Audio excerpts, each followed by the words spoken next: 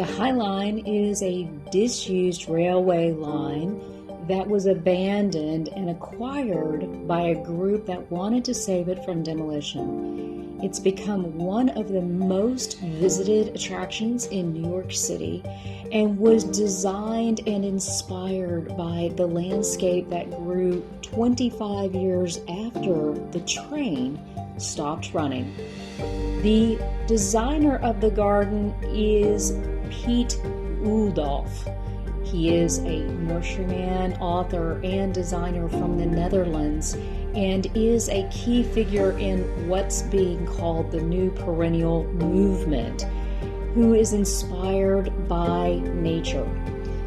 So it's a very big inspiration to all of us who work in the native plant arena and encourage gardeners to grow for pollinators. If you think the city is inhospitable to pollinators, you'd be surprised to visit the Highline Garden and see nature coexisting with city dwellers. In this garden, you will find perennials, grasses, shrubs, and trees that are chosen for hardiness, sustainability, and texture and color.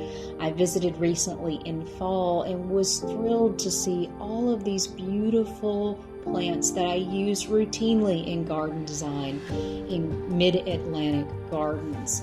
The advantages of the gardens include less water, erosion, and design that reflects the city around it. So when they started to design this garden, they worked on the big things first and then surrounded it with the small things. So you'll see lots of different types of hardy native shrubs, grasses, trees, and ground covers, over 300 species, where they will be beautiful blooming in all seasons. When we talk about gardens, we talk about that symphony of blooms.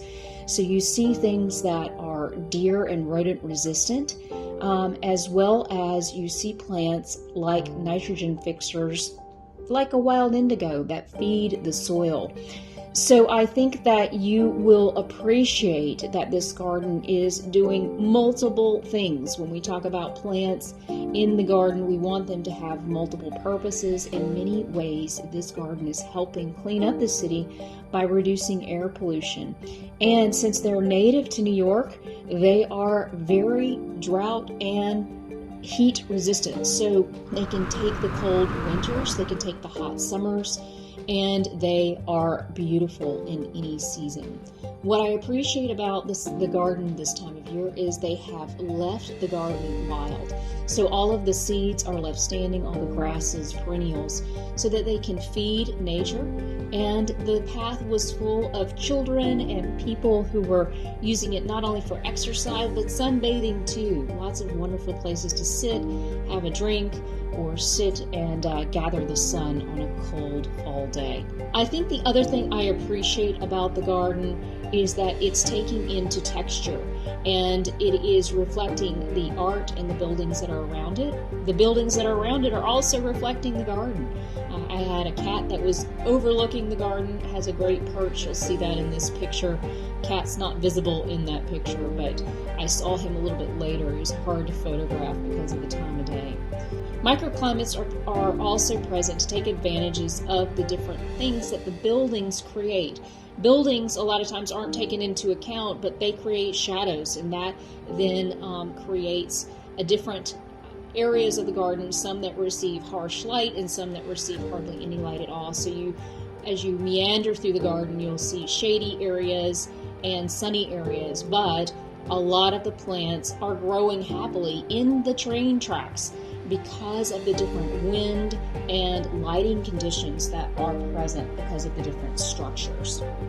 So I encourage you, if you're headed to New York, to walk the Highline Gardens. I also took it all the way down to the water to visit other gardens, and it was just a lovely day, a very nice break, and a very nice respite from the city. Garden thoughtfully and take care.